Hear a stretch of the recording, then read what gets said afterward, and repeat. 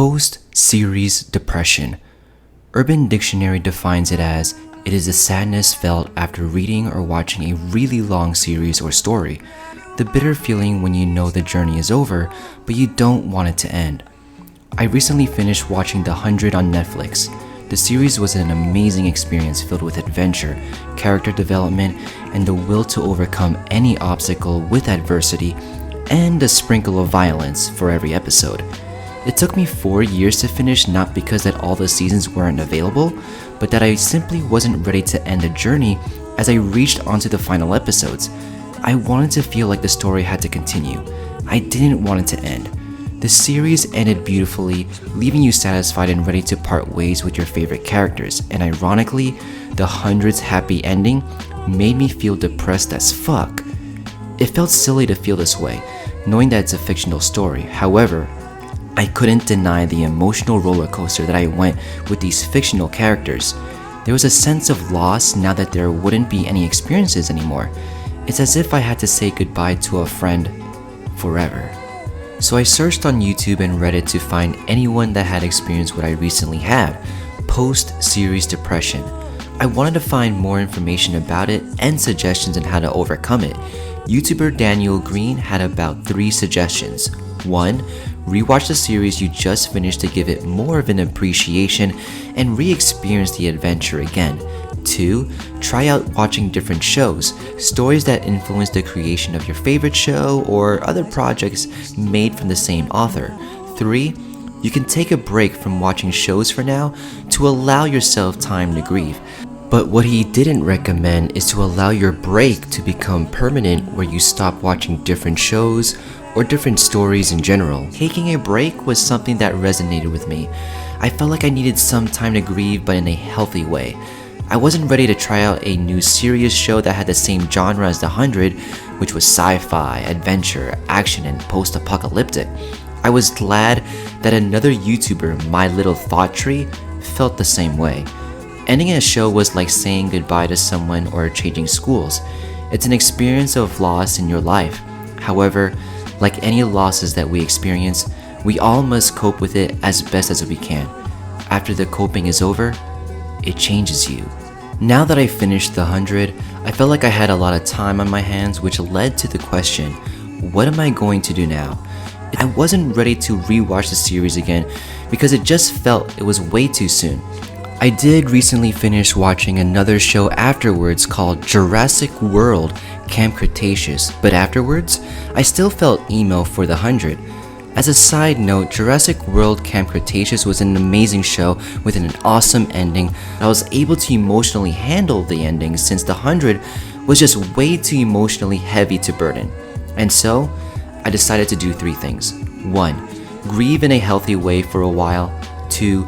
Try out a different show but much more lighthearted like a comedy. 3. Create something inspired by the show. During my grieving process, I YouTube searched interviews of the cast of The 100 to see who they were in real life. Seeing them answer questions about the show gave some relief from the experience of finishing it. The interviews, whether they were one-on-one or from big convention panels, were like watching The Talking Dead. It was a great way to vent out and share our experiences together. And that's the thing. I realized that I wasn't really watching the show by myself, but together as part of a community, the 100 fandom community. Speaking of community, I decided to try out watching a new series that was more lighthearted, Community. 3 seasons deep, and I'm glad I gave it a shot. It helped me remember that there are so many great shows to try out, whether it be a new post-apocalyptic subseries or a slice of life comedy about going to a community college. Whenever I was not watching Community, I was either drawing, writing, or skateboarding. I was living life, being present, and creating something awesome. I'm sure the cast of The 100 also had to feel a sense of loss after finishing the show. Just imagine being used to your daily routine of working with your fellow coworkers you had good times with for so many years, and then just like that, you say your goodbyes. Yeah, I'm sure that they all find time to hang out together afterwards, but it won't be the same as it was working together on set.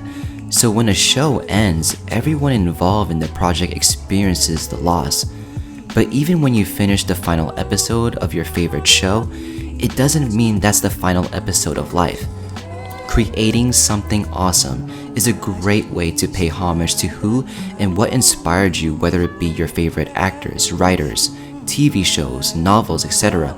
It's like the creators of your favorite story created a fire torch, ran hundreds of miles to one beacon to light and flame. Now that the beacon is lit, the creators blow off their fire torch, resembling the end of your favorite TV show. But this is also an opportunity for you to light up your own torch from the beacon flame and start your own adventure running hundreds of miles to whichever beacon you want to light up next. Getting over your post-series depression will take some time, but from my experience, checking out cast interviews of your favorite show, watching a different genre, taking a break to create something awesome are great ways on how you can spend that time. Know that you are part of a fandom community who also had to go through the same grieving process. Watching another genre or another show in general will help you keep an open mind that there are so many shows to check out. The creators themselves had to go through a similar experience. However, being inspired to do and create something is a great way to show your appreciation to those creators. To begin a new episode in your life after ending the final episode of your favorite show.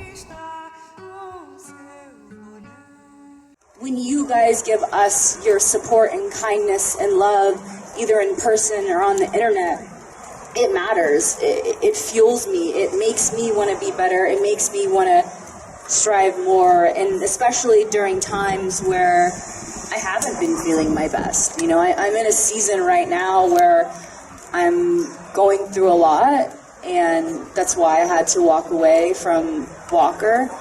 And so it's been really nice being here and being with you guys again, because I'm realizing how much my heart needs that, you know, needs a boost, and you guys provide that for me as well. And so I'm just really grateful.